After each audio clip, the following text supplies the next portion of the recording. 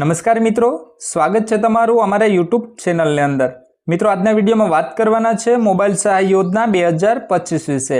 મિત્રો, આ યોજનાની આવેદન પ્રક્રિયા હાલ ચાલુ છે, તો જે ખેડૂત ભાઈઓ આ યોજનાનો લાભ લેવા ઈચ્છતા હોય તે વહેલા તે પહેલા ધોરણે આ યોજનામાં અરજી કરીને લાભ મેળવી શકશે। આજના વિડીયોમાં મિત્રો આ મોબાઈલ સહાય યોજના 2025 ને લગતી સંપૂર્ણ માહિતી વિશે વિસ્તારપૂર્વક ચર્ચા આપણે વિડીયોના માધ્યમથી આજે करवाना छे कि मित्रों कोने मळशे आ योजनानो लाभ, आ योजनाना फायदा शुं रहेला छे, आ योजनानो लाभ लेवा माटे खेडूत मित्रोए कया कया डॉक्यूमेंट रजू करवाना रहेशे अने आ योजनामां आवेदन करवानी अंतिम तारीख एटले के छेल्ली तारीख शुं रहेली छे।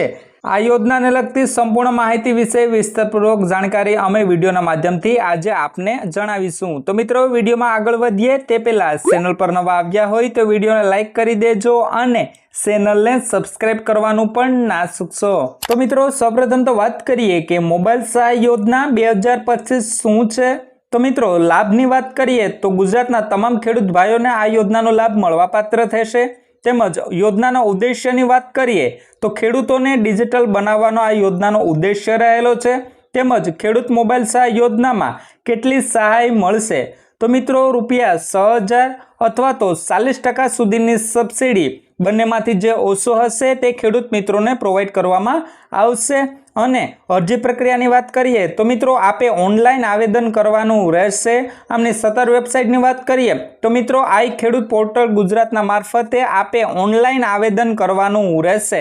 તેમના પછી મિત્રો વાત કરીએ કે મોબાઈલ સહાય યોજના 2025 નો લાભ ક્યાં ક્યાં ખેડૂત મિત્રોને મળવાપાત્ર છે।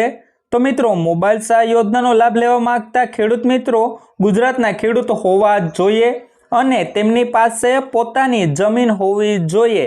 જે પણ ખેડૂત મિત્રો મોબાઈલ સહાય યોજનાનો એકવાર લાભ લઈ ચૂક્યા છે તો તેમને આ યોજનાનો બીજીવાર લાભ આપવામાં આવશે નહીં, એમને ખાસ નોંધ લેવી। તેમજ મિત્રો મોબાઈલ સહાય યોજનામાં મોબાઈલની ખરીદી પર જીએસટી બિલ અને મોબાઈલ IMEI નંબર આપવા ખૂબ જ અગત્યના રહેશે, એટલે કે આપવાના રહેશે। તો મિત્રો આ ખેડૂત મિત્રોને આ યોજનાનો લાભ મળવાપાત્ર છે। તેમના પછી વાત કરીએ મિત્રો કે મોબાઈલ સહાય યોજના 2025 ના ફાયદા શું રહેલા છે। તો મિત્રો ખેડૂત મિત્રોએ મોબાઈલ સહાય યોજના દ્વારા તેમને હવામાન આગાહીની માહિતી મળશે, કારણ કે તેમને પાક બગડે નહીં તે માટે તેમને હવામાન વિભાગ દ્વારા આગાહી મેળવવાની એ જરૂર છે। અને તેમના અનાજ વિશે બજાર ભાવ કેટલા છે, બજારમાં શું ભાવ ચાલે છે અને નવી ટેકનોલોજી વિશે માહિતી મળશે। તદુપરાંત મિત્રો તેમને કોઈ પણ બીજ ખરીદવા હોય તો તે ડિજિટલ પેમેન્ટ એટલે કે ઓનલાઈન પેમેન્ટ કરી શકશે અને ખેડૂતને લગતી કોઈ પણ સરકારી યોજનાનો લાભ જલ્દીથી મેળવી શકશે। તો મિત્રો આ ફાયદા રહેલા છે। હવે તેમના પછી મિત્રો વાત કરીએ કે જરૂરી ડોક્યુમેન્ટ શું શું રજૂ કરવાના રહેશે। તો મિત્રો અરજદારના આધાર કાર્ડની નકલ, બેંક પાસબુકની નકલ, જમીનના દસ્તાવેજો જેમ કે 7/8ની નકલ, રદ થયેલ ચેક, સ્માર્ટફોનની ખરીદીનું જીએસટી બિલ તેમજ મોબાઈલનું IMEI નંબર, આ એટલા ડોક્યુમેન્ટ્સ અરજદારે રજૂ કરવાના રહેશે। ક્યાં રજૂ કરવાના રહેશે, આમની અંતિમ તારીખ શું રહેલી છે એમના વિશે વિસ્તારપૂર્વક આપણે જાણીએ।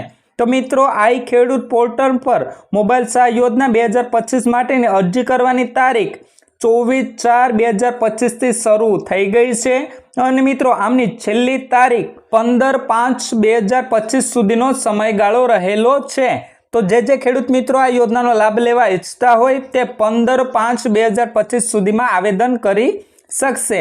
હવે આવેદન કરવા માટેની આમની ઓફિશિયલ વેબસાઇટની વાત કરીએ મિત્રો તો www.ikhedut.gujarat.gov.in આમની ઉપર જઈ અને ખેડૂત મિત્રો આ યોજનાનો લાભ મેળવી શકશે।